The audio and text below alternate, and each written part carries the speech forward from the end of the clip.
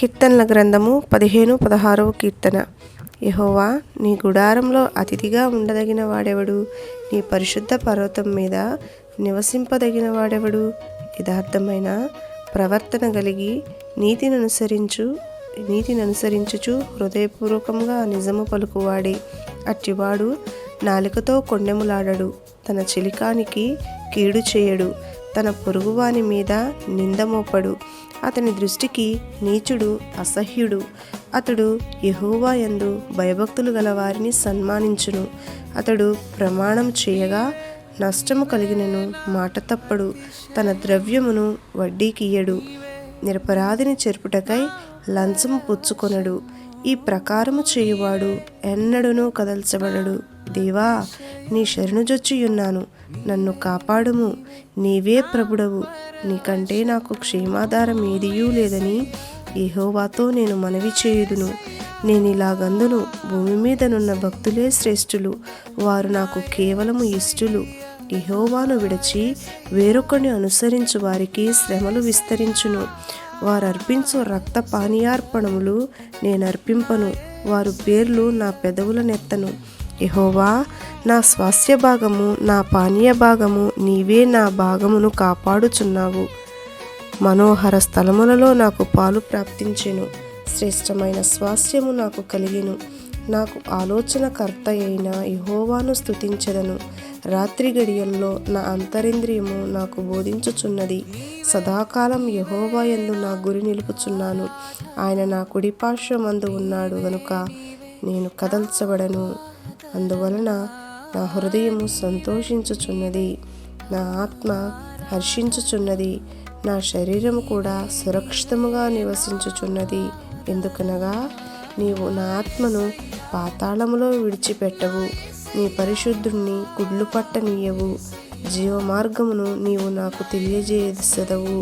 నీ సన్నిధిని సంపూర్ణ సంతోషము కలదు, నీ కుడి చేతిలో నిత్యము సుఖము కలదు. యెహోవా, న్యాయమును ఆలకించుము, నా మొరను అంగీకరించుము, నా ప్రార్థనకు చెవియొగ్గుము. అది కపటమైన పెదవుల నుండి వచ్చినది కాదు.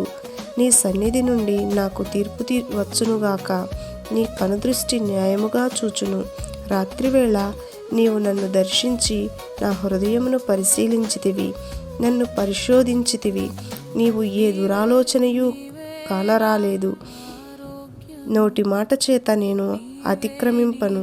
మనుషుల కార్యముల విషయమైతే బలాత్కారముల మార్గముల తప్పించుకొనుటకై నీ నోటి మాటను బట్టి నన్ను నేను కాపాడుకొని ఉన్నాను. నీ మార్గముల యందు నా నడకలను స్థిరపరచుకొని ఉన్నాను. నాకు కాలు జారలేదు. నేను నీకు మొరపెట్టి ఉన్నాను. దేవా, నీవు నాకుత్తరమిచ్చెదవు. నాకు చెవియొగ్గి నా మాట ఆలకించుము. నీ శరణుజొచ్చిన వారిని వారి మీదికి లేచువారి చేతుల్లో నుండి నీ కుడి చేత రక్షించువాడా, నీ కృపాతిశయములను చూపుము. ఒకడు తన కనుపాపను కాపాడుకొనున్నట్లు నన్ను కాపాడుము. నన్ను లయపరచబో దుష్టులను పోగొట్టి కాపాడుము. నన్ను చుట్టుకొను నా ప్రాణశత్రువుల చేత చిక్కకుండను. నీ రెక్కల నీడ కింద నన్ను దాచుము. వారు తమ హృదయమును కఠినపరుచుకొని ఉన్నారు. వారి నోరు గర్వముగా మాట్లాడును. మా అడుగుజాడలను గుర్తుపట్టి వారిప్పుడు మమ్ము చుట్టుకొని ఉన్నారు. మమ్మును నేలకు కూల్చుటకు గురిచూచుచున్నారు. వారు చీల్చుటకు ఆతురపడు సింహము వలెను, చాటైన స్థలములలో పొంచు కొదమ సింహము వలెను ఉన్నారు. యెహోవా, లెమ్ము, వారిని ఎదుర్కొని వానిని పడగొట్టుము. దుష్టుని చేతిలో నుండి నీ ఖడ్గము చేత నన్ను రక్షింపుము. లోకుల చేతిలో నుండి ఈ జీవిత కాలములోనే తమ పాలు పొందిన ఈ లోకుల చేతిలో నుండి నీ హస్తబలము చేత నన్ను రక్షింపుము. నీవు నీ దానములతో వారి కడుపు నింపుచున్నావు.